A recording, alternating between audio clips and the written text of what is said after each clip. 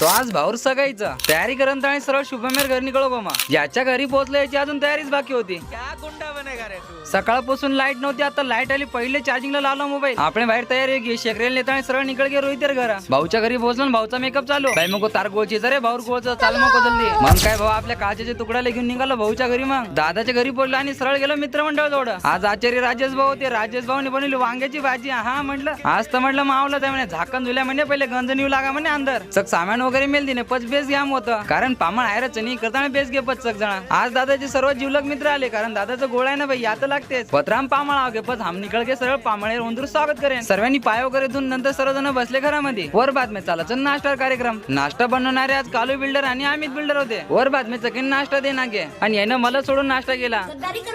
वतराम आपण भाई चाल आहे म्हटलं चला पिऊन घेऊ. इकडे दादाला सर्वजण सजू राहिले तर आपल्या सर्वांचे लाडके मनेश भाऊ त्यांचा आज गोळ आहे. हा भाऊ तो रॉयल एंट्री वे की तो सकेर पहिले दादा दादीर पगू पडेन चले गे. वर बातमी सरळ निकळ घ्या शंकर भगवानेर पगू पडे सर. डपड्यावाले पुढं पुढं त्याच्या मागे नवरदेव त्याच्या मागे आम्ही बिना लग्नवाले. सर्वात पहिले दादाने महादेवाच्या पाया पडल्या त्यानंतर बजरंग बोलीच्या पण पाया पडल्या. आमच्या संग झाला धोका. दादाला गाडीवर बसून घेऊन गेले आणि आम्ही कोणी काही पैदल सोडतीने. त्यानंतर सर्वजण पोहोचलो संत श्री सेवालाल महाराजांच्या मंदिराजवळ. सकेर पहिले भाऊ जगदंबा याडीवर पगू पडो. वर नंतर संत श्री सेवालाल महाराजांवर पगू पाया पडणं झाल्यानंतर सर्वजण निघालो घराकडं. मंडपे माहेर नंतर तो गर्दी भयानकच वेगळी. वर नंतर चालायचं गोळेर कार्यक्रम.